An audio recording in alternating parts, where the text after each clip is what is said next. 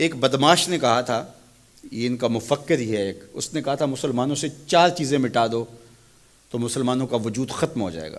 4 چیزیں جب تک ان کے اندر ہیں یہ کبھی مٹ نہیں سکتے۔ وہ 4 چیزیں کون سی ہیں؟ اس نے کہا ایک قرآن، دوسرا حج، تیسرا جہاد، اور چوتھا حضور علیہ السلام سے عشق۔ یہ 4 چیزیں اگر مسلمانوں سے ختم کر دی جائیں تو ان کا وجود توڑ کے رکھ دیا جائے گا۔ یہ بکھر بھی جاتے ہیں، یہ 4 چیزیں ان کو پھر کھڑا کر دیتی۔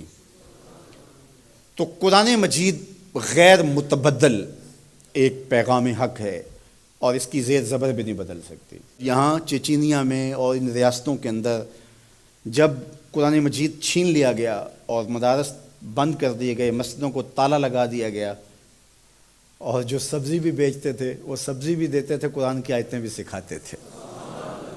گھر کے اندر ماں جو ہے وہ کپڑے بھی سیتی تھی اور ساتھ بچے کو بیٹھ کے قرآن مجید حفظ بھی کرواتی تھی۔ تو قرآن مجید ختم نہیں ہونے والا، اور اللہ نے آج بھی، یہ امت کے عروج کا زمانہ نہیں ہے، یہ امت کے زوال کا دور ہے۔ ہر گلی میں، ہر بستی میں، ہر محلے میں حافظ قرآن ہے۔ یہ امت کے زوال کے زمانے کی کہانی ہے، اور جب امت عروج پہ ہوگی پھر کیا عالم ہوتا ہوگا۔ قرآن اس امت کی زندگی ہے، اس امت کی حیات ہے۔ لادینی قوتیں یہ سمجھتی ہیں کہ قرآن کو ان سے چھین لیا جائے۔ میں کہتا ہوں تم میں جرأت ہے تو قرآن کے چیلنج کو قبول کرو۔ قرآن نے کہا ان کنتم فی ریب مما نزلنا علی عبدنا فاتوا بسورۃ من مثلہ۔ قرآن کی مثل ایک کی صورت لا کے دکھاؤ۔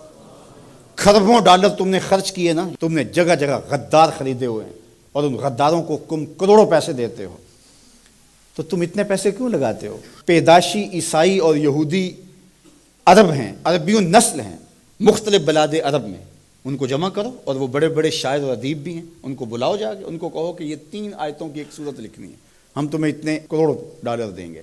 لیکن تیرے سامنے یوں دبے لچے فصحا عرب کے بڑے بڑے، کوئی جانے کے منہ میں زبان نہیں بلکہ جسم میں جان ہے۔ قرآن کی مثل نہیں لا سکے، اور قرآن کہتا ہے فَإِن لَمْ تَفْعَلُوا وَلَن تَفْعَلُوا، اگر نہیں لا سکے تو کبھی بھی نہیں لا سکو گے۔ یہ قرآن کا چیلنج ہے، اور یہ کسی بند کمرے میں نہیں دیا، یہ کھلی کتاب میں چیلنج آج بھی موجود ہے۔ جو وکیل بحث نہ کر سکے وہ گالیاں دینا شروع کر دیتا ہے۔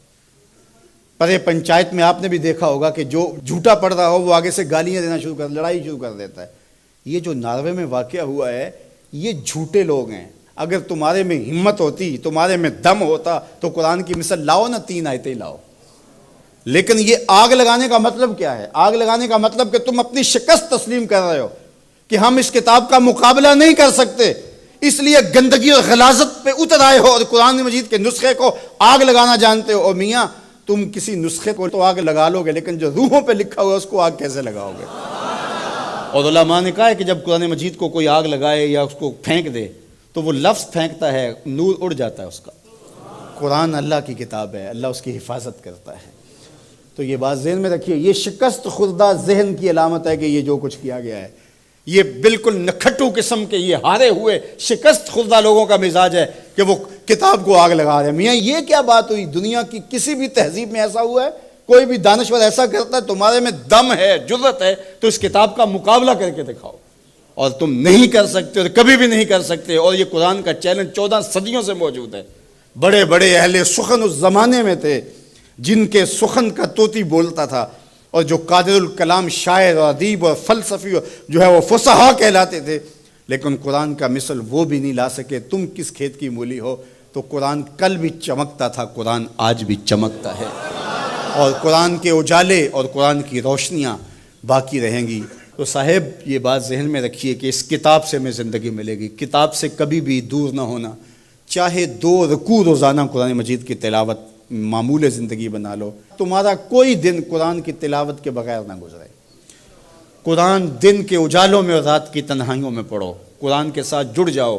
یہ کتاب زندہ ہے، بلکہ اقبال نے تو کیا خوب بات کہی کہ فاش گوئیں مانچ در دل مزمرست، این کتاب نیز چیزیں دیگر است۔